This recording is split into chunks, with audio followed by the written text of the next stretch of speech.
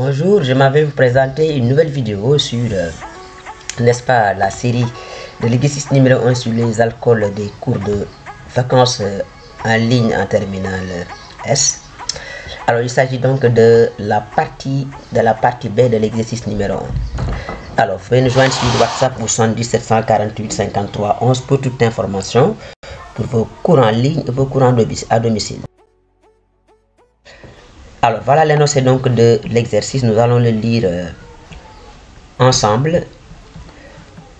Un alcène a pour formule brute C4H8.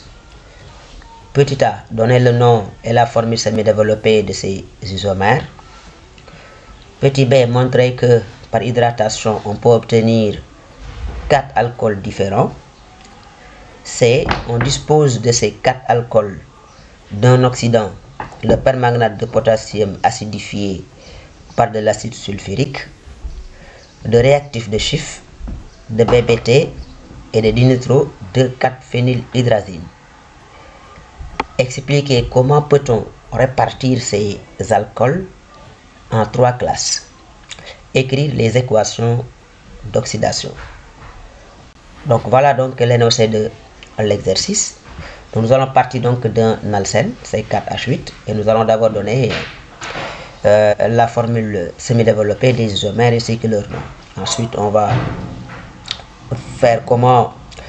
voir comment faire un certain nombre de tests pour montrer qu'on a 4 alcools différents par hydratation. Voilà, et la question C, on va montrer comment on va faire un certain nombre de tests pour répartir les 3 classes.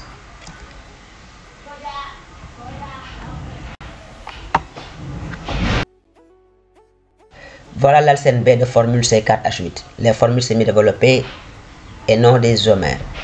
Voilà, donc voilà les 3 formules semi-développées. Nous avons le but 1N. Voilà, donc on met la chaîne linéaire, on déplace la double liaison maintenant entre les carbones 2 et 3.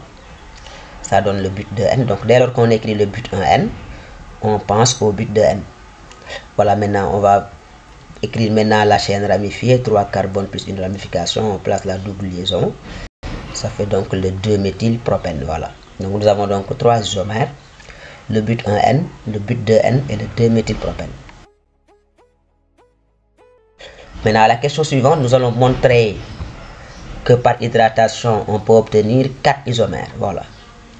Nous savons qu'on a 3 alcools, but 1N, but 2N et 2-méthylpropène. Qu'est-ce qu'on fait? On réalise une hydratation. Il faut comprendre qu'une hydratation, c'est l'addition d'eau.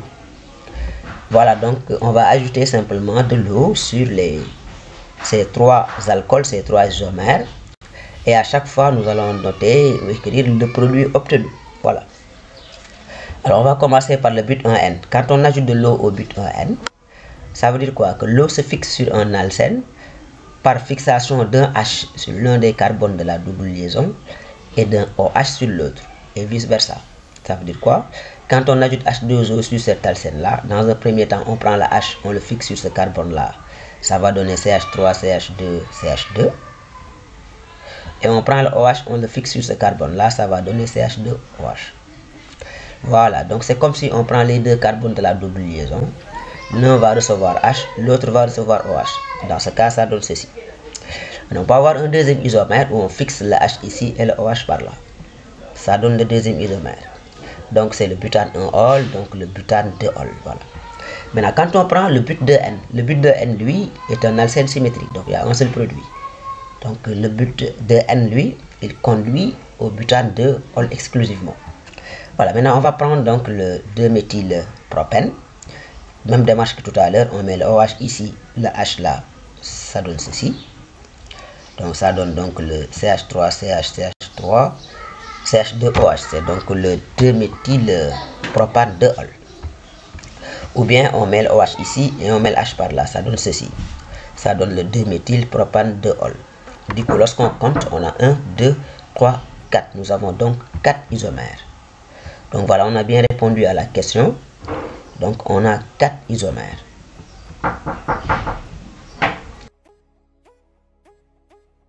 Maintenant, on va voir comment répartir, n'est-ce pas, ces alcools en 3 classes. Pour cela, on réalise simplement leur oxydation ménagée dans un excès de permanganate de potassium.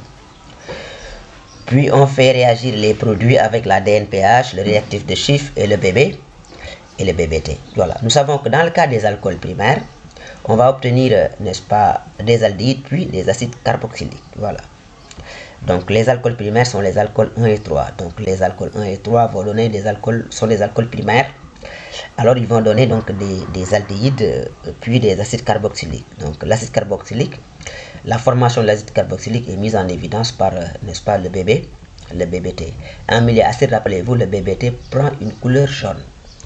Alors l'alcool 2 donne une cétone. Il s'agit donc d'un alcool secondaire. L'alcool secondaire, lui, va donner une cétone qu'on peut identifier à l'aide de la DNPH. Il donne un test. Le produit de la réaction d'oxydation de l'alcool 2 va donner, en présence de la DNPH, un précipité jaune, mais ne va pas réagir avec le réactif de Schiff. C'est comme ça qu'on va savoir que l'alcool 2 est un alcool secondaire. Alors l'alcool 4 maintenant, lui, est un alcool tertiaire. Lui, il ne va pas réagir. Il n'y aura donc aucune réaction.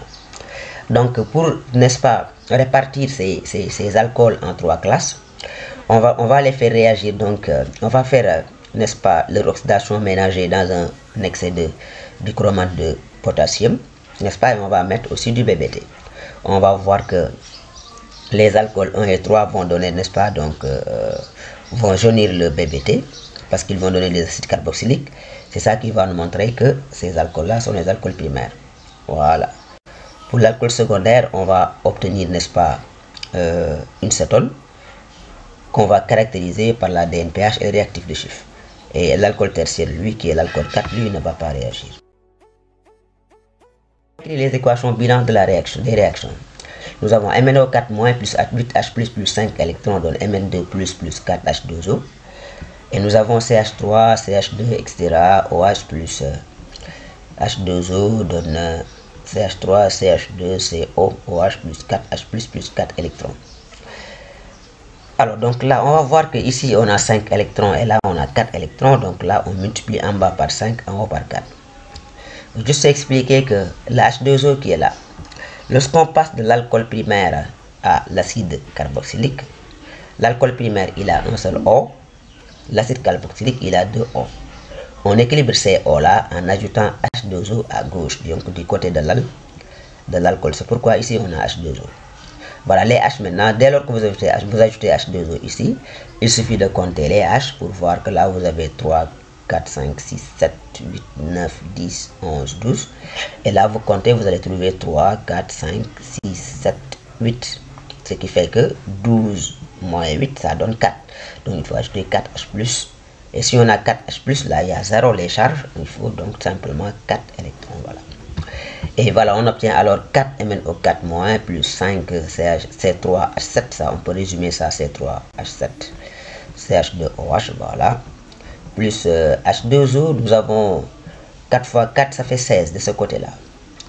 Et les H+, d'abord, nous avons 8 fois 4, c'est 32. Et là, nous avons 5 fois 4, c'est 20. Et 32 moins 20, ça fait 12. Alors, on a 4 maintenant, Mn2 plus 5 C3H7COOH plus les H2O. J'ai dit tout à l'heure, 4 fois 4, ça fait 16. Et 5 fois 1, ça fait 5. Donc, retenez 16 à droite et 5 à gauche. 16 moins 5, ça donne le nombre 11. Voilà. Donc, le nombre d'H2O, c'est pas compliqué. Hein? Tous les nombres, tous les coefficients que nous allons écrire vont apparaître, n'est-ce pas, dans ce qu'on va regarder, ce qu'on va obtenir. Donc, 4 fois 4, ça fait 16. Vous voyez bien, ça fait 16 H2O à droite. Là, vous mettez 5 fois 1, ça fait 5. Donc, H2O, on a 16 à droite, 5 à gauche. Maintenant, on va toujours faire la différence entre ces deux nombres qu'on écrit. 16, 5. Voilà, donc ça va rester 11. C'est comme si on enlève 5 H2O de part et d'autre. Et là où il y en a 16, il va en rester donc 11. Voilà. Pour l'autre alcool secondaire qui donne l'acétone, nous avons MnO4- plus H+, plus 5 électrons, etc. Même chose, donne Mn2 plus 4H2O. Donc l'alcool donne l'acétone, plus 2H+, plus 2 électrons. Donc on regarde les coefficients, là c'est 5, là c'est 2, on met en haut par 2, en bas par 5. Voilà, ça donne donc 2MnO4- plus 5 fois l'alcool plus les H+. On a 2 fois 8, ça fait 16. On a 16H+, à gauche. 5 fois 2, 10. 10H+, à droite. On n'enlève pas tout 10, il va rester 6. Donc 16 moins 10, ça fait 6. Voilà. 2Mn2+, 5 fois l'acétone. Alors, plus H2O. Là, c'est 4 fois 2, ça fait 8H2O. OK. Équation, nous avons MnO4- plus 8H+, même chose, plus 5 électrons qui donne Mn2+, plus 4H2O. L'alcool primaire donne l'acide carboxylique. Il y a toujours plus H2O ici, 4H+, 4 électrons, comme on a fait tout à l'heure. Et c'est exactement les mêmes coefficients qu'on va obtenir. Donc 4MnO4-, 5 fois l'alcool primaire, 12H+, parce qu'on a 4 fois 8, c'est 32, et là on a 5 fois 4, c'est 20, 32 moins 20, ça fait 12, voilà. 4Mn2+, 5 fois l'acide. Les H2O, on a 4 fois 4, ça fait 16, comme je viens de dire tout à l'heure, là c'est 5. Donc 16 à droite, 5 à gauche. Quand on enlève 5 de part et d'autre, 16 moins 5 donne 11, voilà. Voilà donc l'équation binaire donc bien équilibrée. Donc voilà, c'est la fin donc de cette belle vidéo. Merci de votre attention. Vous pouvez nous joindre par WhatsApp au 70 748 53 11. N'oubliez pas de vous abonner à la chaîne et d'activer les notifications pour recevoir les autres vidéos.